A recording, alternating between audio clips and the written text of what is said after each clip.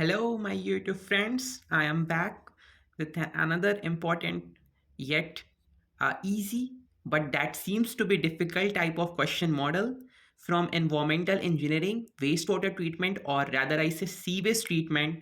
And this question basically belongs to activated sludge process, and it has been asked in the GATE paper 2021 Civil Engineering Shift 2. So let's start with this amazing question. Guys आपको पता ही होगा activated sludge process is very very important in सीपेस treatment and अगर आप previous years के papers भी उठाकर देख लो तो आपको पता चलेगा कि they have asked this ASP question whether it will be theoretical और numerical most of the times. I think this is one of the favorite topic of the IITs as well. So we are going to solve this particular question, and here it goes. So let me start with the question. The question says an activated sludge process is designed for secondary treatment of 7500 meter cube per day of municipal wastewater. First data that is provided to us is 7500 meter cube per day of the municipal wastewater. Then it is saying that after primary clarifier, the ultimate BOD of the influent which enters into ASP reactor is 200 milligram per liter.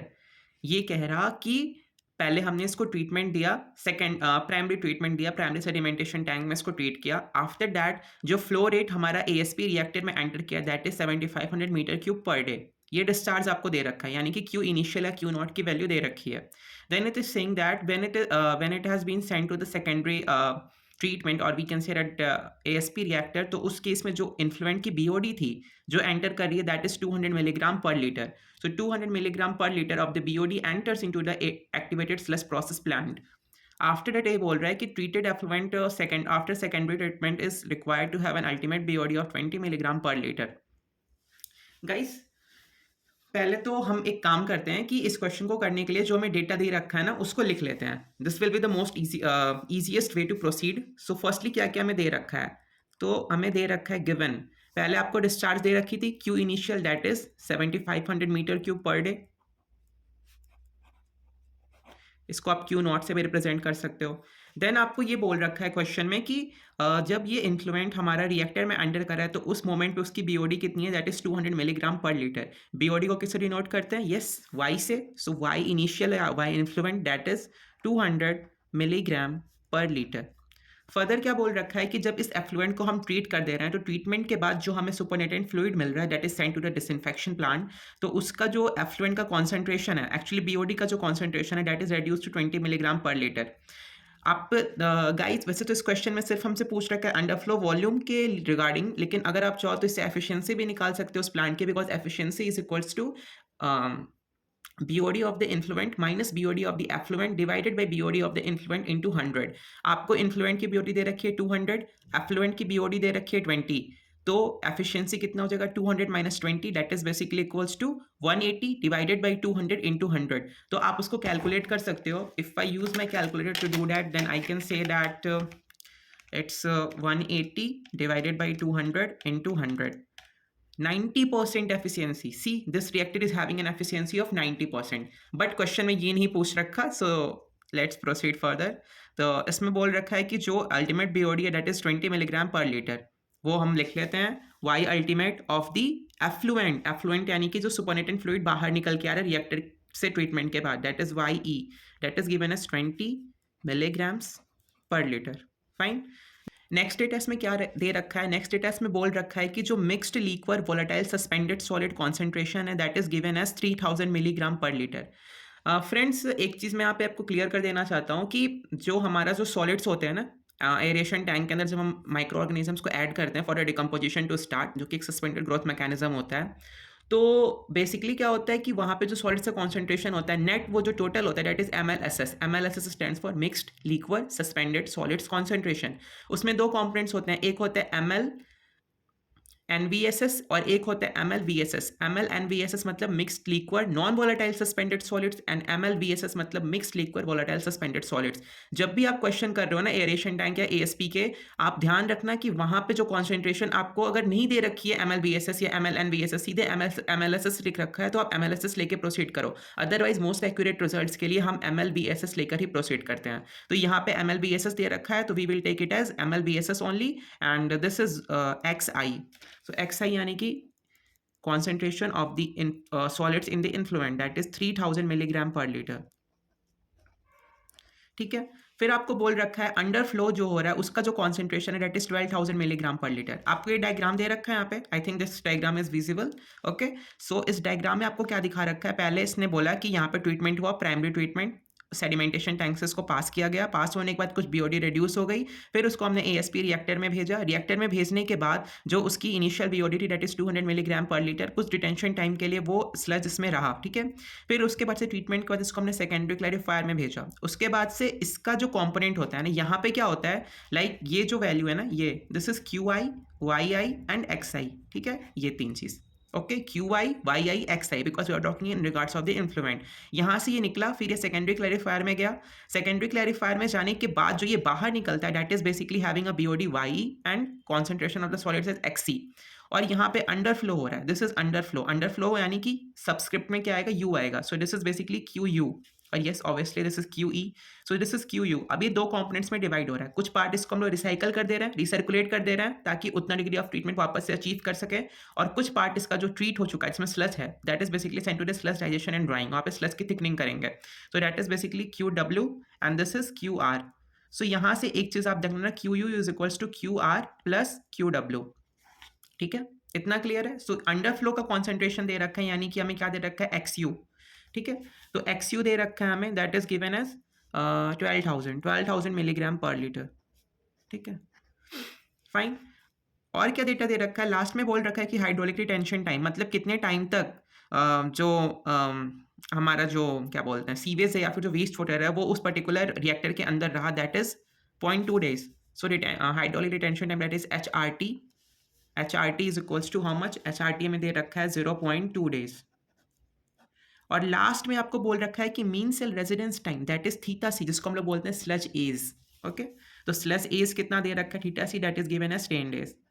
इतना data हमें दे रखा है और हमसे पूछ क्या रखा है, it has been asked to calculate what will be the under flow volume metre cube per day of sludge wasted, यानी कि हमसे क्यू यू की वैल्यू पूछ रखी है. फाइन, सो हमें निकालना क्या है, क्यू यू.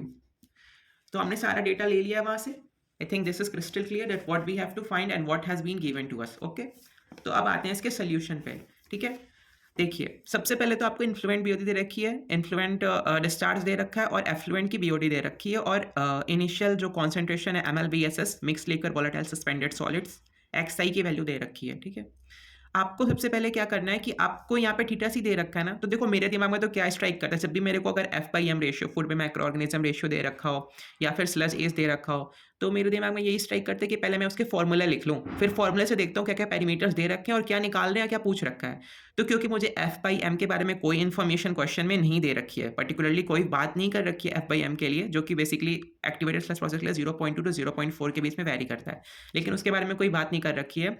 तो यहाँ पे जो बात कर रखी है वो कर रखी है थीटा सी, स्लज एज के बाद. तो बेसिकली पहले मैं स्लज एज का फॉर्मूला लिख लेता हूँ. तो sludge age is equals to mass of solids loaded divided by mass of solids wasted.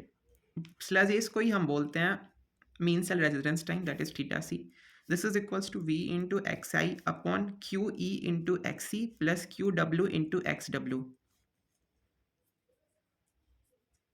ठीक है, अब हम ये चीज़ हमें दे रखी है. ठीक है, तो थीटा सी की वैल्यू दे रखी है 10 days. यहाँ पे हम वॉल्यूम को रखेंगे मीटर क्यूब में, XI we will keep it in milligram per litre, QE और QW भी milligram metre cube per day, and XC और XW भी milligram per litre. So you can see that milligram per litre ऊपर नीचे cancel हो जाएगा, metre cube और metre cube per day में मीटर क्यूब कैंसिल हो जाएगा, तो फाइनल यूनिट डेज में आएगी. ठीक है, तो 10 is equal to volume of the aeration tank कैसे निकालेंगे, लाइक आपको क्यू इनिशियल की वैल्यू दे रखी थी. What is the value of Q initial is given to you as how much it is, if I'm not wrong, this is given to us 7500 meter cube per day, and retention time is 0.2 days. तो आप जानते हो कि V की value क्या होगी, that V is equals to that Q initial into detention time और retention time into XI upon QE into XC plus QW into XW. आपको एफ्लुएंट के बारे में बस इतना दे रखा है कि जो एफ्लुएंट है उसकी बीओडी दे रखी है, बट एफ्लुएंट का डिस्चार्ज कितना है, एफ्लुएंट में सॉलिड्स का कॉन्सेंट्रेशन कितना है, उसके बारे में कोई इन्फो नहीं दे रखा। इन दिस पर्टिकुलर केस आप ये कर सकते हो कि अगर ऐसा कुछ भी नहीं दे रखा, अगर ऐसा कुछ भी नहीं दे रखा, तो you will assume that the concentration of the solids in the effluent is zero, XE is equal to zero. So ये 10 हो जाएगा, ये हो जाएगा Q E into D T into X I. Q U को आप लिख सकते थे क्या, Q that is total, Q initial minus Q W, और इंटू एक्स ई जो कि हमने जीरो ले लिया, तो ये पूरा टर्म वैनिश हो गया, into Q W into x W. Guys कई बार क्वेश्चन में ना आपको सीधे बोल देगा कि ये वेस्ट वाटर की तरफ चला जा रहा है और ये रिसर्कुलेट हो जा रहा है, लेकिन यहाँ पे आपको दिख रहा है एक साइकिल बना रखा है कि कुछ अंडर फ्लो है, अंडर फ्लो का कुछ पार्ट जो हो रहा है वो रिसर्कुलेट हो रहा है और कुछ जो हो रहा है वो स्लश डाइजेशन में जा रहा है वेस्ट के फॉर्म में। तो ये क्यू यू जो होगा that is basically nothing other than Q W, ये क्यू डब्ल्यू ही होगा, ठीक है। और ये जो होगा दैट इज क्यू यू होगा, और ये जो होगा that is basically Q R, ठीक है। यानी कि क्यू यू की जो वैल्यू होगी दैट इज, वो डिवाइड हो रहा है दो पार्ट्स में, that is equals to Q R plus Q W, ठीक है। So I can say that 10 is equals to Q I की वैल्यू दे रखी है 7500, डी टी 0.2, एक्स आई दे रखा है 3000, होल डिवाइडेड बाई ये तो पूरा जीरो हो गया, बचा क्यू डब्ल्यू, और इंटू एक्स डब्ल्यू आपको कॉन्सेंट्रेशन दे रखी है 12000।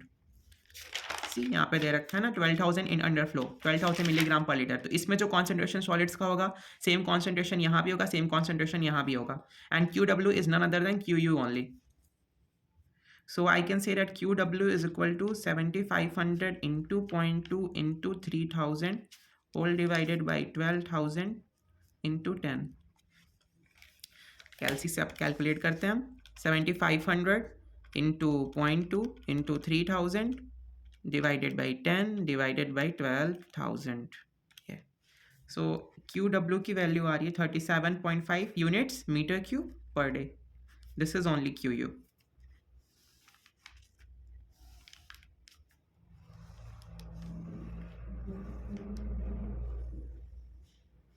ठीक है, अब ऑप्शंस देख लेते हैं, तो कौन सा ऑप्शन मैच हो रहा है हमारा, ए 47.8, no no no, so we will go with 37.5 metre cube per day. कई बार आप हेजिटेशन या कंफ्यूजन में 37.5 को 375 लेके ये ऑप्शन भी टेक कर सकते हो, इसलिए मैंने ये ऑप्शन दिया, but be aware, be sure, be confident and tick the correct on only. Okay, so यहाँ पे हमारा सोल्यूशन कंप्लीट होता है। Thank you for watching, I hope you like this particular problem, and stay tuned and keep practicing, keep learning. Bye bye.